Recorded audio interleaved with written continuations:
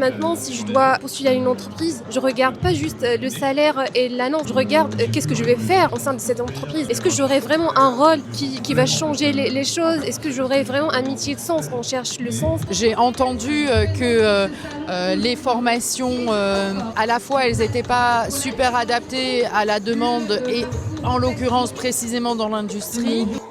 Salut Sandrine. Salut Mélissa. Tu vas bien? Ouais, ça va, super. Bah et toi, non? Et toi, comment tu vas? Mais très bien, en plus, je sais que tu le demandes très chaleureusement. Avec beaucoup d'élégance. Avec beaucoup d'élégance. Je te vois là, donc, oui, donc mais je sais que tu vas bien. Oui, mais nos auditeurs ne me voient pas. Ah si, vous pouvez voir qui on a interviewé dans ce nouvel épisode sur Instagram. Oh, tu vois, on a bien rebondi. Donc, on est toujours dans la série spéciale édition Sam. Oui. Le cru 2026. Oui, c'est ça. Et croyez-moi que le cru va rester dans les annales. Ah oui. Parce que c'était vraiment un moment incroyable. Pour recontextualiser, on a enregistré 12 épisodes. Ils sortent pendant 4 semaines, 3 par semaine. Mélissa a fait un travail incroyable de montage, etc. Merci. On a eu des interlocuteurs incroyables. Ah oui. Donc vraiment, je vous invite à vraiment écouter les podcasts, les partager, les utiliser, mais sans aucune modération. Ah oui. Sur certains sujets mis en avant d'entreprises, utilisez-les dans votre marque employeur. Communiquez à fond. Vraiment, on vous demandera aucun royalty. Ils sont à vous. Pas rien encore, qu'à vous. profitez-en. Pas encore. Non, je déconne. Non, ils sont à vous, rien Oui. qu'à vous. Ça peut être un bel outil. De par notre petite expérience sur le sujet, je vous garantis que le podcast est un très bel outil. Oui, je confirme tes propos. Bon, à très vite. À très vite. Bonne écoute tout le monde. C'est le Sam, c'est parti pour le Sam. Le Sam, le Sam, le Sam.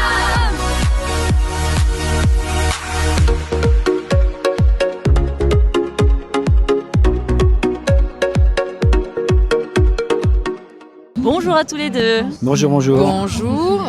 Donc, on reçoit aujourd'hui l'entreprise TMCT. Est-ce que je l'ai bien dit? Alors, il manque le F, c'est TMFCT. On est impatient de savoir d'abord quel domaine d'activité vous êtes et puis m'expliquer. Donc, on a une génération X avec Monsieur Massonneau et une génération Z.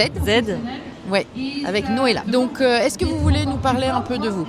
Alors, notre entreprise, à l'origine, était une chaudronnerie industrielle. Elle s'est diversifiée en 2 activités. La première, c'est la tuyauterie industrielle, principalement pour les laboratoires pharmaceutiques. Et le deuxième activité, c'est la maintenance, la réparation rétrofit, sécurisation de fours, tunnels pour les grosses biscuiteries industrielles. Donc, pour donner un exemple, c'est BN, Lu, Pasquier, etc. Voilà. Et vous êtes situé où? On est situé à Vernouillet, en banlieue de Dreux. Ok. D'accord. Et Noëlla? Alors, moi, je suis Noëlla, je suis chargée de mission RSE.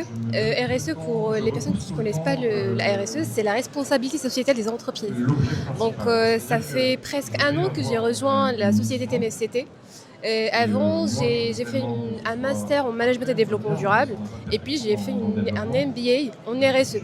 Tout ça, c'est pour aider les entreprises à gérer leurs responsabilités envers l'environnement, envers les salariés, envers la société d'une façon générale. Alors moi, je vais avoir une question directe sans filtre parce que vous êtes dans le secteur industriel et il y a des idées toutes reçues sur l'industrie.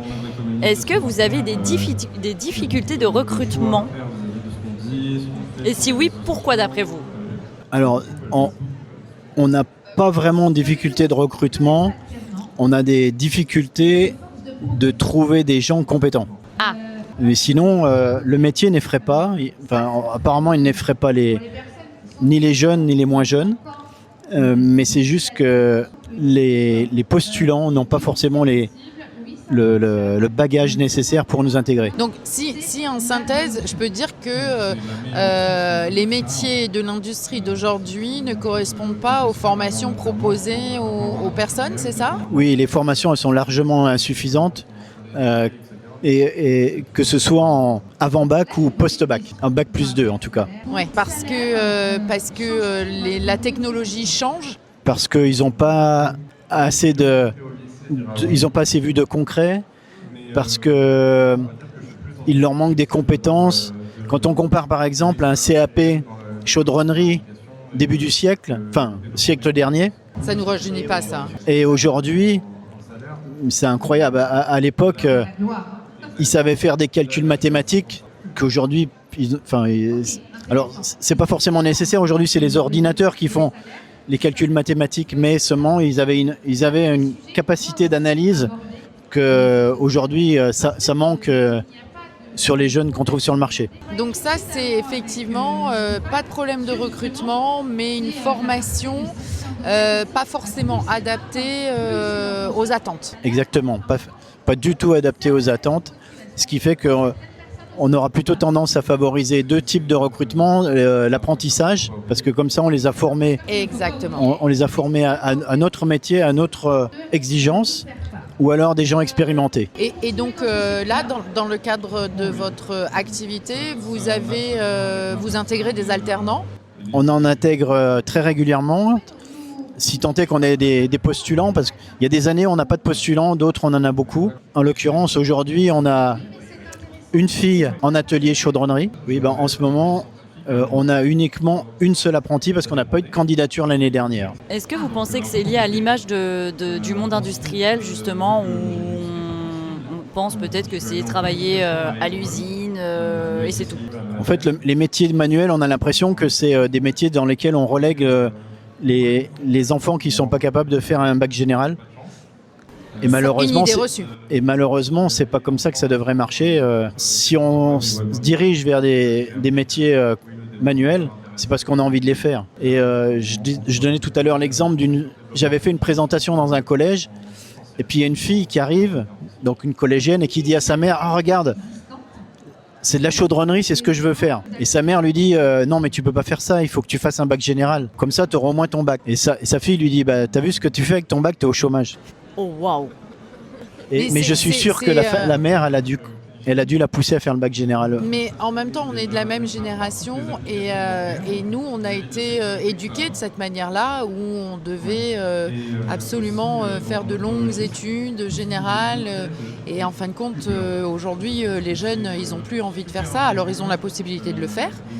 Et souvent, l'approche qu'ils ont du monde du travail, ils sont beaucoup plus réalistes et pratico-pratiques, les jeunes, que leurs parents. Mais on a été élevés comme ça, notre génération. Donc on avait des enfants, il fallait qu'ils fassent le maximum d'études.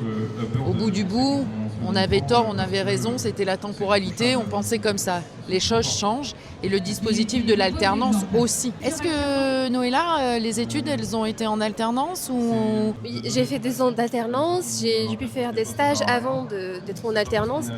Et pour moi, les longues études, c'était pas un problème. Mais même maintenant, je pense que si j'aurais l'opportunité de faire des formations continues et d'apprendre beaucoup plus, c'est pas quelque chose qui me dérange. Parce que je crois le fait de choisir d'arrêter les études ou de rejoindre les entreprises tôt, c'est juste dépend de la personnalité et l'envie de chacun. Et si je dois répondre en tant que génération Z sur pourquoi les entreprises n'arrivent pas à recruter maintenant, c'est parce que peut-être les codes sont changés, les critères ne sont pas les mêmes. Par exemple, maintenant, si je dois postuler à une entreprise, je ne regarde pas juste le salaire et l'annonce. Je regarde qu'est-ce que je vais faire au sein de cette entreprise. Est-ce que j'aurai vraiment un rôle qui va changer les choses? Est-ce que j'aurai vraiment un métier de sens? On cherche le sens, on cherche la visibilité, on cherche vraiment de croître avec l'entreprise. C'est ça. Et si, par exemple, on peut accepter une offre avec un salaire plus bas, mais si on voit que le rôle est plus important et on aura la chance de découvrir d'autres métiers en même temps et de faire beaucoup d'échanges, de briller dans cette entreprise, bien sûr je vais choisir cette entreprise, je ne vais pas choisir une entreprise qui me propose un salaire peut-être plus élevé, mais je serai dans un coin isolé, je fais juste mon métier et quand c'est 17h, je pars. Voilà. Ah bah, c'est exactement ça. Alors, au moins, c'est super clair. Et oui. donc, du coup, en synthèse, moi, j'ai entendu que les formations à la fois elles n'étaient pas super adaptées à la demande et en l'occurrence précisément dans l'industrie, mais vous avez aussi évoqué quelque chose de super important, c'est qu'à un moment donné, il y a les bases et il y a vous, l'entreprise, qui vont accompagner et développer les compétences en fonction de votre domaine d'activité qui est quand même super précis. Oui, alors après, je veux relativiser quand même pour les compétences. C'est vrai que Noëlla, elle a un bac plus 4-5. Là, les compétences, elles y sont. Quand je parlais d'un manque de compétences, c'était surtout au niveau bac plus 2. Ah ouais, bac plus 2. Bac plus 2, là, on a un gros recul des compétences, surtout sur les dernières années. On va finir cette interview par des questions sans filtre, donc celle-ci est pour vous. Une erreur que je referais quand même. Ah, on l'a dit, c'est des questions sans filtre. Hein. C'est sans filtre, mais ça laisse sans voix. J'avais un poste qui était bien à Valence. J'étais dans une bonne entreprise, on était dans un bel environnement et on m'a proposé de partir aux États-Unis. Je suis parti aux États-Unis, j'avais 28 ans. C'était une erreur? Une erreur de quitter ce poste qui était bien, Ah, oui. ok. Voilà. Mais vous le referiez quand même. Ouais. Je le referai mille fois et je recommande aux jeunes de le faire. Et donc, moi, si je peux donner ma petite phrase, c'est allez-y, quoi, foncez. Même pas peur. Même pas peur. Et puis, il faut aller à l'étranger. Il faut que les jeunes y partent, qu'ils aillent découvrir d'autres cultures. Il n'y a pas que la retraite à 60 ans qui concerne, qui intéresse les gens. C'est l'ouverture d'esprit. Oui. Ça donne une ouverture d'esprit incroyable. Une ouverture d'esprit. Et puis, je reprends cet exemple de la retraite qui pourrit la France depuis des dizaines d'années où on est à s'arc-bouter sur cette retraite à 60-62 ans alors que les pays du monde y foncent à côté et l'âge de la retraite c'est vraiment pas leur problématique, quoi. Donc allez voir ailleurs et voilà, allez voir où il y a de la jeunesse. Ouais, cool. Merci. À ton tour. Ça valait le coup la deuxième question. De retirer une carte. Alors, bon, la question, c'est ce que tu admires chez une autre génération. En fait, quand j'échange avec les gens, je fais rarement la différence. Est-ce que c'est génération X, Y ou Z parfois même? Donc, il y a un mélange. Mais si je pense à mes parents ou les gens que je vois, enfin, je vais dire une génération X, ce que j'admire, c'est le calme, l'équilibre. Et parce que nous, les générations Z, on a tendance de courir partout, dans tous les sens. Et quand j'ai vraiment besoin d'être tranquille, de penser à un gros sujet, enfin, je parle à mes parents parce que je sais très bien que c'est cette génération qui va me donner plus d'assurance. Donc c'est ça ce que je pense, j'admire plus dans la génération X. Voilà. Et du coup, c'est la fougue de la jeunesse et en même temps, nous, la génération X, c'est l'expérience. Et vieillir, c'est, et je rejoins aussi la retraite, vieillir, c'est pas ne plus rien faire, et c'est apprécier et là, ça me laisse sans voix aussi. Oui. Non, vieillir, c'est pas se décatir, c'est gagner en sérénité et vraiment faire ce qui nous plaît. Mais c'est un chemin de toute une vie et ça dépend aussi des personnalités. Donc merci. Merci à vous deux. À tous Ben, les deux. merci de nous avoir invités. Oui, c'est fini. Tu reviendras.